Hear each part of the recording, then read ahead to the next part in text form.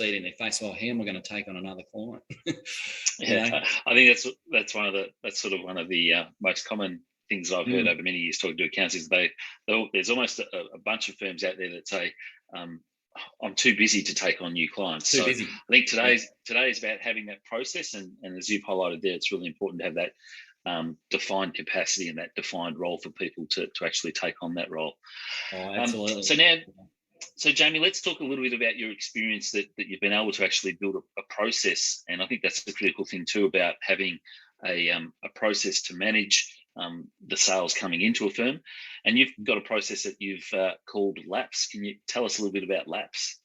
Yeah, look, in all honesty, I don't know where I come across this one, Richard, but yeah, I think when I saw it many years ago, I really resonated with it, and then applied it to my own firm, and then to a greater extent helping a lot of firms by wise mentoring. But laps, people might sort of relate to that swimming laps of the pool, and it's over and over. So as a lead comes in, a referral comes in, you tend to do the same things. And so, I sort of always relate to that as laps, as that reoccurring. And part of that is what you've got on the screen there is, L for leads. So first of all, there's the lead. The lead will come in, and that'll come from the marketing division or the marketing team. The lead comes in to the client manager, and this is all part of the sales process. From the lead, first of all, what you really want to do is have a bit of a system to query or filter or fine tune the leads. Some people are, simply just looking for a price. Others might be looking for a bit of information. They might be looking for one of your blogs, or they might be looking for a webinar you've done or whatever. So you want to have a filtering system there on the leads, and then ultimately you want to book appointment. The second point there, you want to book an appointment with the lead, with the client manager. So that's really the second point there. And if someone books an appointment, it's a filtering process in itself, Richard, because then they've got a certain level of commitment to catching up, and they've got a problem that your firm might be able to solve. From appointments, and there's a few steps between the appointment step there and then ultimately to the presentation, and we're going to go through some of that in today's session, which is good. So once you've booked the appointment, there's a few steps you'll need to do there that we'll talk about. Then you'll go to the presentation, and it's very important that you get the presentation right, and not just what you do, but it's important how you do it. And we always stress that at Wise Mentoring. It's your success is in the how, not the what. So once you've done the presentation, hopefully then you can move to the sale and closing the sale, and then from that point moving a lead to a paying client. And then it's very important that at a more strategic level that you track what percentage, Richard, of leads you're converting to a paying client. And so if that's, you should have a KPI around that for the client managers. And if that's too low, then, you need to say, well, what's working and what isn't? How about we work on getting that lead percentage to a paying client up? So that sort of really closes off the whole loop in terms of this process. I think that's one of the great benefits of actually having a defined process to manage that sales process and that lead follow-up within the firm, because as you said there, if you've got a process, you can track and manage it. You can put some KPIs around it, and then certainly based on the results that you're achieving, you can certainly then go back and refine and adjust that process as well. So that's right. Another reason to have a process. Yeah. Well, it sort of comes back to, Richard, if, and some people might be sort of out there worried about, well, what if I drop, the productivity KPI of a client manager? Well, the other KPI is what we're talking about here, because obviously you're freeing up time to follow up the lead, but then you should have a KPI around, and I'll go on a little bit further, but, new fees won and then fees lost as well. So, it's important to look at really 5 KPIs. And I know there's another workshop on it, I think, Richard, about what we call the Fab 5, but this is just focused on sales for today. Yeah. All right. So let's dig a little bit deeper into each of those 4 points there. So let's talk a little bit about leads. So you've talked that leads will be coming through the marketing function. So perhaps elaborate a little bit on that for us. Yeah, won't spend too much time sort of in the marketing, but certainly in order to have leads, you really need to do some basic level of marketing. And with firms around creating leads, a lot of firms will sort of start their marketing and it'll be ad hoc, and they'll do their newsletters for a couple of months or 6 months, and then they'll stop and start. So the most important thing with marketing is you be consistent and persistent. And I've noticed at Sky Accountants, a good analogy is marketing's like a massive ball, if you like, and it can take a few resources and a bit of energy to get that marketing ball moving. But once that marketing ball moving, it's really important that you keep feeding it, and you'd only need to tap it then. Once the marketing ball's rolling, it's easy to keep it rolling, because without that marketing, Richard, you're not going to get these leads. You'll probably just get referrals, but then to take the firm to the next level and to grow more in fees, other than the referrals, is important to do the marketing so you actually get leads. But the other important points around leads is really understanding that the timeliness. There's a lot of, I think it's HubSpot. They did a lot of research on what new leads or consumers view as a fast follow-up. And Richard, I think it's around 80% plus said that they understood as a fast follow-up to be half an hour. So wow, yeah, that's fast. So everything in today's business world, including bookkeeping and accounting, it's fast. We all get instant text messages and emails and all that, and phone calls. It's very instant, and the faster you are, it's those who win. So yeah. It just shows you that if you don't follow up your leads and you leave it to the next day, you're going to be behind the 8 ball in terms of trying to make contact with that lead and communicate. So we always sort of try and have a policy that we'll follow up the lead the same day wherever humanly possible.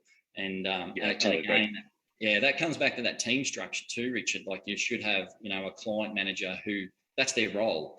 Be very definitive. Don't sort of say, well, who's going to follow this lead up, and everyone throws their hands up in the air. So you need to make it part of the job description of a client manager. That's their role, to follow up the lead, and they must do it fast, because otherwise the lead will go somewhere else. Yeah, totally agree. So obviously we make contact with the lead, and I guess our objective of that contact is to book an appointment. Exactly. Yeah. So from that lead, and even in our case, just sort of coming back, looking at strategically, the lead, the appointment can be booked by your administration person. It doesn't have to be the client manager. You don't want to waste the client manager's time. They're probably the most expensive person you've got in the firm. So by all means, the office manager or your administration person, be it the receptionist, if you like, they can have a script. They know what to say on the lead, and then they'll move to booking the appointment. And if they book an appointment, that shows you that the person's quite serious about what they want to do. But at least you've got that filtering process then, so that when they do book an appointment, Richard, that there's a certain level of seriousness coming to the table with that lead. And you can also leverage technology. You can also leverage technology to assist with that as well. So I know we use Calendly at Carbon, and I know a lot of other people use Calendly. So certainly, if you do feel a bit resource constrained about booking that first appointment, you can leverage things like Calendly that allow people to book directly in your diary anyway. Yeah, absolutely. And it's a really great thing too, if you can sort of put in your scripting when a new lead comes in, Richard, about can you give me an agenda? What is it that you'd actually like to discuss? And, like any meeting, to make the most use of the time in the meeting, it is great to plan ahead and have that, what would you like to discuss, sir? And you have, all the dot points. Well, I want to cover this, that, and the other. And that really gives the client manager the heads up too about what they want to talk about. So, yeah.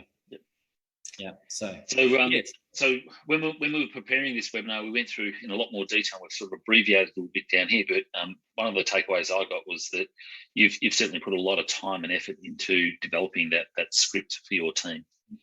Oh, absolutely. And a lot of these resources are in, Wise Mentoring as well, Richard. So, when the appointment's made, we have a whole script and a guide around, well, how do you conduct the actual meeting itself? That's really important. So some of the dot points there, for example, and they're pretty basic, but sometimes you can sort of get excited or sidetracked about what to say. You might be a bit nervous or whatever, just depends.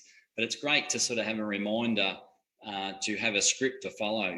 Introduce yourself, your firm, talk with the client around, one of the questions is, for example, we have in our script is, well, why are you looking to change accountants and bookkeepers? What did the previous accountant do wrong?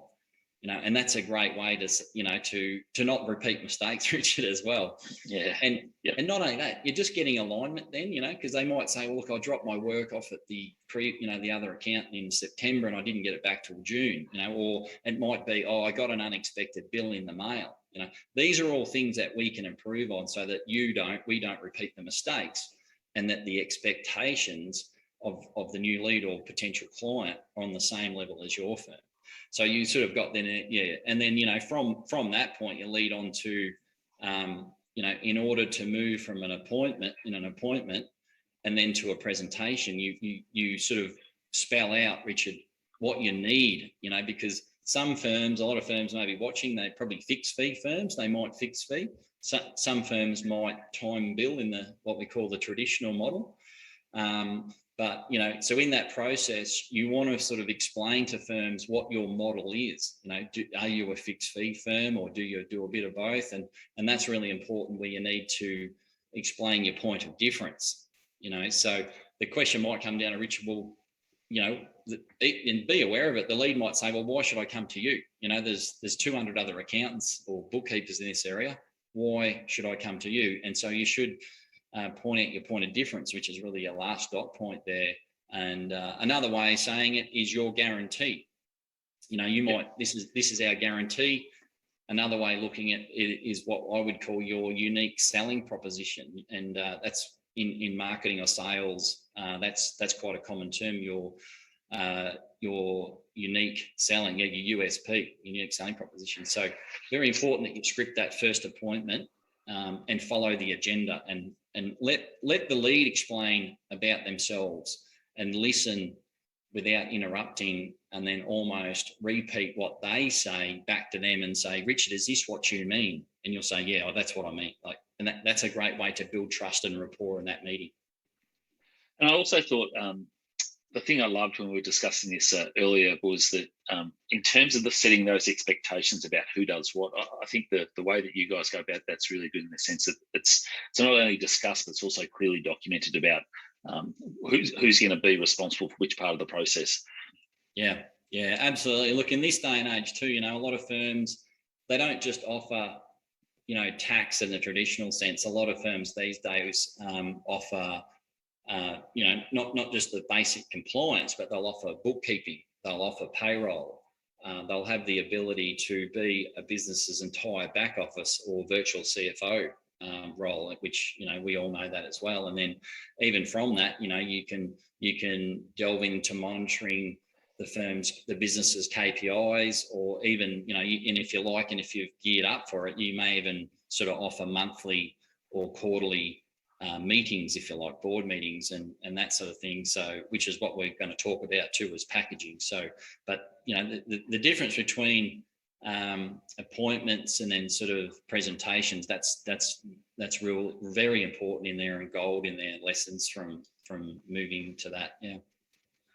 Yeah. So let's talk a little bit about your point of difference, what that guarantees you talk about. Yeah.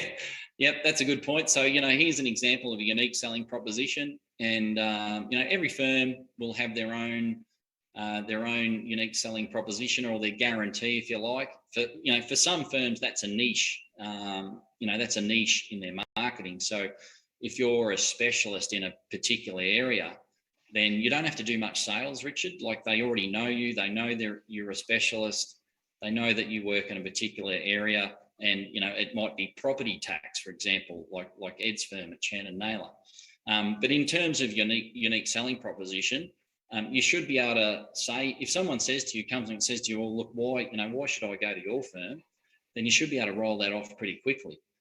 So first of all, just in our example, for example, we want our clients to move to the cloud. So, we prefer clients on Xero and what we call single ledger, and if a client isn't on Xero, don't, have a business by design, Richard, not by default. And if you can then move a client to Xero on a single ledger, we know, for example, we'll pick up 30% efficiency straight away because, the ledger that the client uses is the same as the accountants use, and so that's part of your unique selling proposition. But just quickly, the other ones is, we'll say to clients, well, we'll schedule your work, and that overcome. If you look at the opposites of these, as great as I talk through these, think of the opposites. Well, we don't schedule your work, so when do you drop your work in? Or just whenever. A bit like the third one there, collecting the information up front. We'll say to people, well, part of what we do here is we'll collect the information up front. Why do we do that? Well, we don't want to kill you with 1,000 lashes and send you 20 emails all separately on, oh, Richard, can you give us this bank statement? Can you give us this receipt? Right. So if your firm's really organised, leads and clients will recognise this, and they'll say, geez, this, they run a pretty tight outfit here, so I like what sound of this. So, collect the information up front. It would sound logical, wouldn't it, before you start a job? But, common sense isn't always common sense when you're busy. And then, again, we don't want to give clients, surprises. So, can you provide a quote? So we like to provide you with a quote or a fixed fee before you start the work. So look at the opposite again of that. What's the opposite? You don't tell what you're going to price. You just send a bill in the mail and they don't know. So, and then the next one is, how fast is your turnaround? Well, once we got all the information and once you've made either full upfront payment or 50% payment, we'll do it in 4 to 6 weeks. It's not going to sit in the office, Richard, for 3 months. Yeah. So, and then you've got, your email and phone calls policies, whether you charge for them or whether you don't.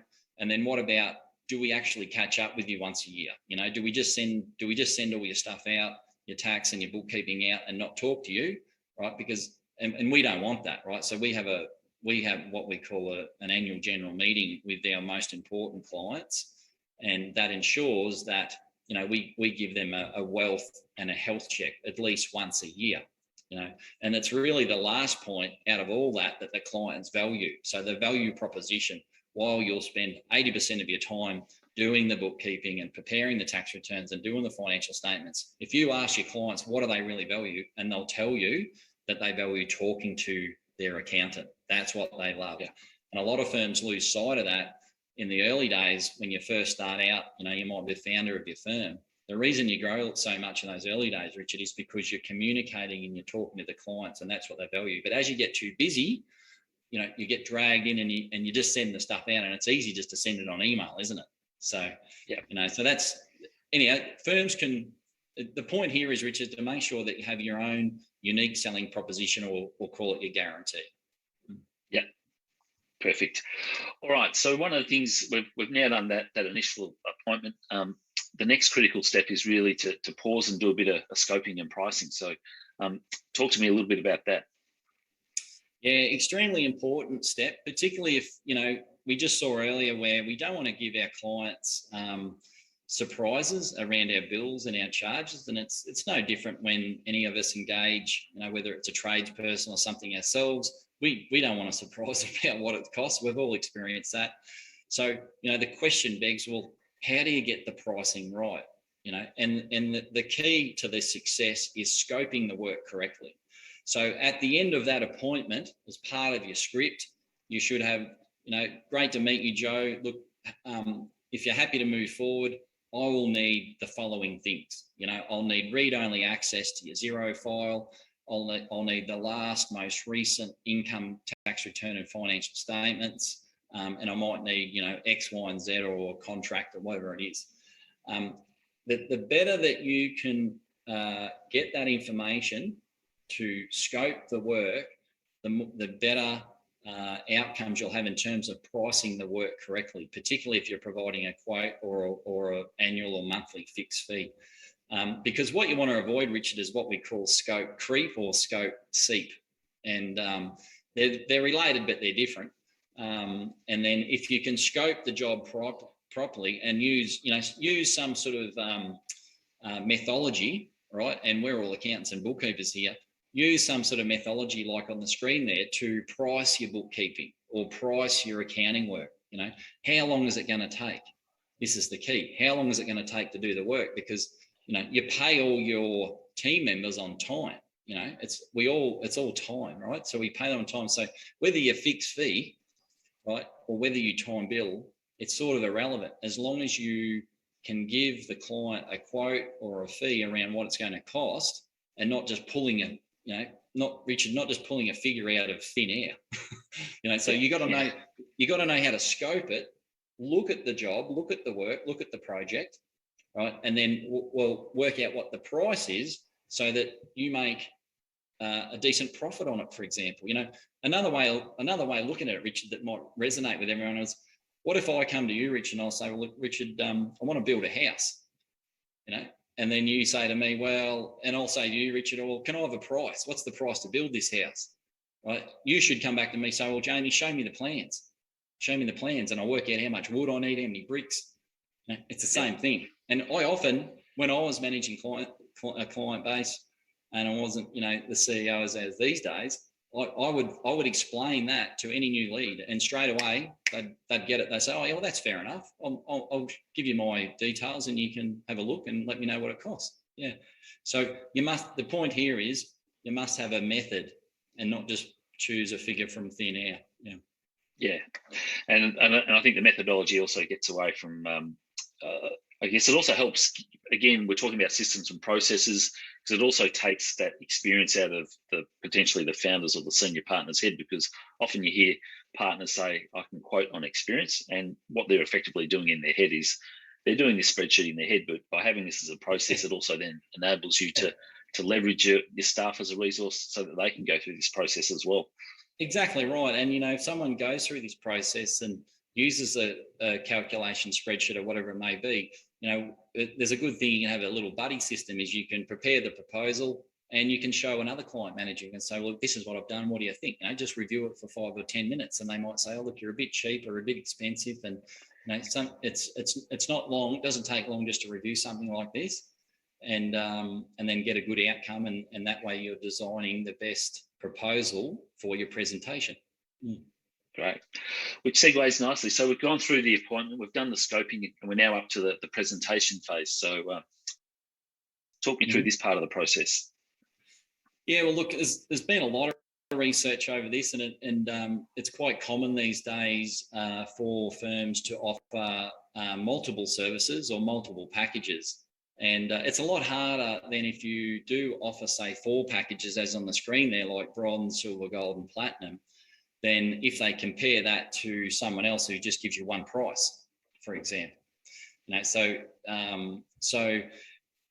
Packages are always great because it gives you the ability to offer the other services that your firm offers. And it's almost like the thing, do you want fries with that? Or do you want a Coke with that sort of thing? So, at a basic level, just in the tax and accounting or compliance, in our industry, your basic always tends to be your financial statements and your tax returns, but then if your firm is geared up for it and you've built you've got bookkeepers or a bookkeeping division, then we always offer the silver, so we say, well, we can give you the bronze package, but we can give you the silver as well. And the silver might be the bookkeeping, the BAS, or the payroll, or whatever that may be. Now, in that scoping session, the clients will tell you, yeah, look, offer me that. They might say, I'm already doing my own books, but I wouldn't mind knowing what it costs to do, silver. I'll get you to do the books. So I forgot how many times, Richard, I had people come back and say, you know what, we'll take silver. We were thinking of bronze, but we're going to take silver and give that a go. Right. And the more tentacles, the more services that you can put around your clients, the better, because it does make it harder to leave. So, yeah. And so the important thing is, again, here is not what you do, it's how you do it. Whatever you do, don't just send it out on email, Richard. Set up a Zoom call and do it face to face and on Zoom. Today with the pandemic, hopefully next year we can start having more meetings one-on-one in the offices if you've got an office. But, look at the behavioural science. Most of our body language, I think it's like 60 to 7% of our body language is communicated through our body language, but also a high level of it through the tone of our voice. But if you just send an email with a proposal with a price, you're not going to be able to convey trust and rapport, because at the end of the day, the lead is buying you, is buying the client manager and what they stand for. So the important point there, Richard, is convey trust and convey rapport, and that you care. A lot of the times people think they're not cared about, and it's very easy just to flick an email. While it's efficient, it's not effective. It's like texting when you're driving. It might be efficient, but geez, it's dangerous, isn't it? So there's a difference between efficiency and effectiveness. Yeah. So the point here is offer your packages, gear your firm so that you can offer your packages, but then do it in person. And then by all means, if you use, Richard, Practice Ignition or Go Proposal, which is like the sale then, once you've got that commitment and you say, look, because in the presentation, you might find someone says, yep, look, we're just going to go with the gold, or we're going to go with silver, whatever it is. So 50% of the time we found people will say that in the meeting. And then from that, you can send your Practice Ignition, where they sign up and they accept it and they put their bank account in and they put their credit card in. But that's the secondary step, and you can match your Go Proposal or your Practice Ignition with your packages that you're seeing. Those systems are so powerful these days, and they just get better and better. Practice Ignition and Go Proposals. So that's that. That's that final sale. And sometimes in the presentation, Richard, the lead might want to fine tune or adjust what's included and what isn't included. So you must be flexible and allow for that. And and then away you go. And then you've got your sale then. Yeah. Terrific. All right. Well, one of the things we spoke about when we were putting this presentation together was, what are some of the common mistakes that you see firms make in terms of their whole sales process? Yeah, it's a great quick topic to discuss, but I'd have to say the biggest one is not having a process. While you might say to yourself, look, I want to grow this firm or I want to grow this fee base, that's all in great, but it's absolutely meaningless if you don't have a process. A process is more important than the goal itself. So if you've got a process, Richard, then you've got some steps to follow to make sure that when you've got the leads coming in and you're spending your money on your marketing, whatever that may be, that you can maximize the marketing and the return on investment by taking a lead to a paying client. So not having a process, not allowing people time to follow up, as we said earlier in the piece. That's right, not selling yourself and driving home your point of difference. What's your specialization? Why are you different to every other bookkeeping and accounting firm? And I like that old point about reverse engineering your guarantee. And a lot of the times years ago when I was doing a bit of business coaching, I would say to the client, what are the 6 worst things that your industry does? And a lot of time tradie would say, well, they leave mud in the carpet. I'll say, well, wear slippers. Don't do that. Guarantee you don't do that. So have a think about our industry. What are the 6 or 7 worst things that someone does? And then just don't do them. Just set up, make out all your effort don't to do them, and then make that part of your unique selling proposition. Expectations management. Anyone can keep any client, provided that the expectations are set around timeframes, around cost, around communication. If you can manage your client's expectations, you'll keep anyone. So, and that again, you've got to get, as your firm gets bigger, the challenge has become everyone on the same page, everyone delivering these same things. Not emailing them out, Richard. I think we just touched on that. Realise that behavioural scientists realise, and even Vern Harnish talks about how long's writing been around. Writing or emails have been around. Emails haven't been around like 30 years, and writing probably 500 years. But there's probably 10,000 years of human history where we need to get in front of people. when we trust people is when we're actually in front of them. Vern Harnish, the great business coach, talks a lot about that. You know, There's one point. Sorry, go on. No, you're right. You go. I was just going to say the one point there that we spoke about earlier that I thought was really important too was just share your observations where the firms are I guess, forthcoming enough and really getting the right amount of information to scope that job. Yeah, it's a good point. It's really important. If you've got a new lead and you have your first appointment and you ask them for information, you know, on a small percentage of times over the years, I've seen people say to me, you know, I'll say, look, I need to give you a quote or a proposal, and they'll say, no, well, I don't want to give you the most recent tax returns. I don't want to give you access to as MYB or 05, whatever. In those cases, we've just walked away. It's really risky, just trying to shoot from the hip. You know, and some people look at what the previous person has charged, and you know, if you just go on that, it can be the blind leading the blind. So, in those small cases, we've just walked away, Richard. They're not a fit for our firm because we can't do our job properly. And I'll often say to them, you know, if you want me to build a house, I need to see the plans. I think that's just a really undervalued point in the sense that I think sometimes when people are in growth mode, they're happy to take anyone on board. Whereas getting that alignment between what you want to offer as an organisation with what your client wants from their accountant, it's important to have that courage to walk away if it's not going to be a good fit, because that's right. Like your house analogy, it's always going to end up bad. That's right. And in Wise, we've got a lot of those tools and resources. You know, you're like, even for example, if you're offering the bookkeeping or payroll, you know, you got to be clear about who does what. You know, clear about the expectations. That's the key. You know, so you have a list of tasks. This is what the firm's going to do. This is what the client's going to do. Because with cloud accounting these days, you know, whether it's Dext or, you know, bill pay or whatever it is, and Xero, or like things can be very collaborative around cloud accounting, and you can get multiple people doing different tasks. So that's important as well. Terrific. All right. Well, just going to wrap up a little bit now. So if anyone does have any questions, please pop them into that Q&A section. But Jamie, that's been a great insight as to your processes and also what you've learnt from coaching many firms and seeing some of the mistakes they make. One of the great resources we do have available for everyone on today's call is that Carbon and Wise got together and picked Jamie's and Ed's brain, and we put together what we call the A-Team playbook. And it's really a summary of a lot of the webinars that we've done together over the last 12, 18 months. So the 6 steps to structure, streamline, and scale a multi-million-dollar team.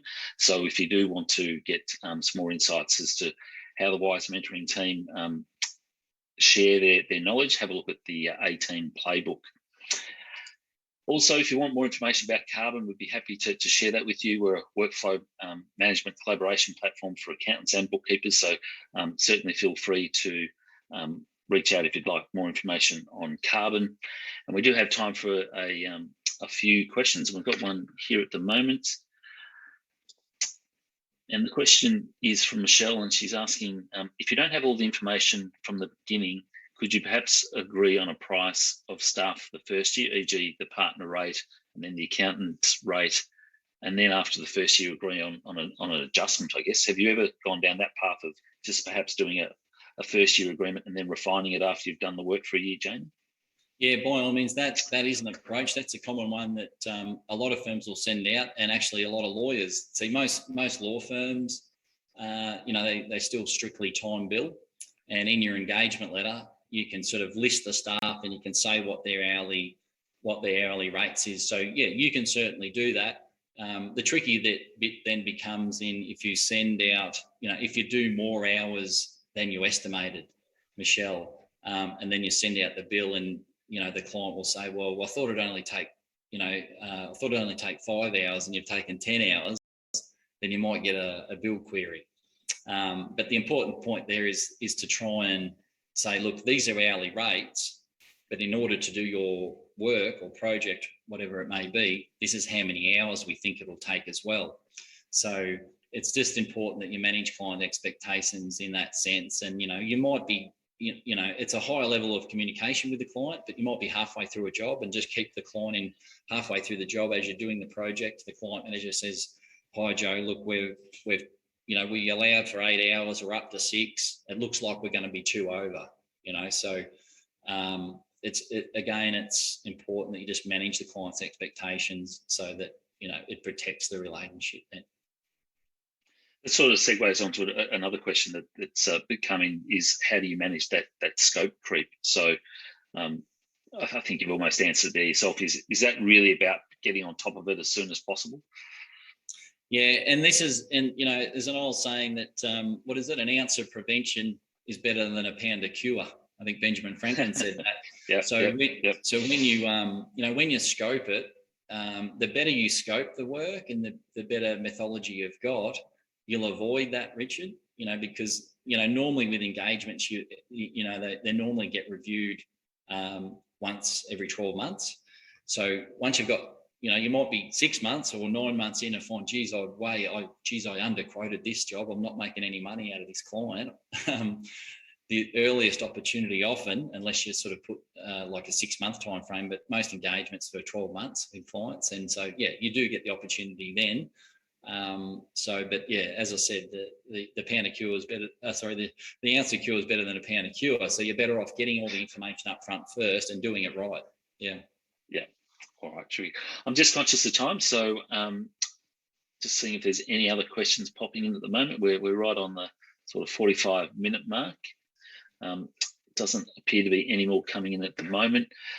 So Jamie, again, thank you very much for sharing your thoughts and experiences again today. It's always a pleasure to have you come on these webinars, and always learn something every time we catch up. So thank you again for your time and your insights today.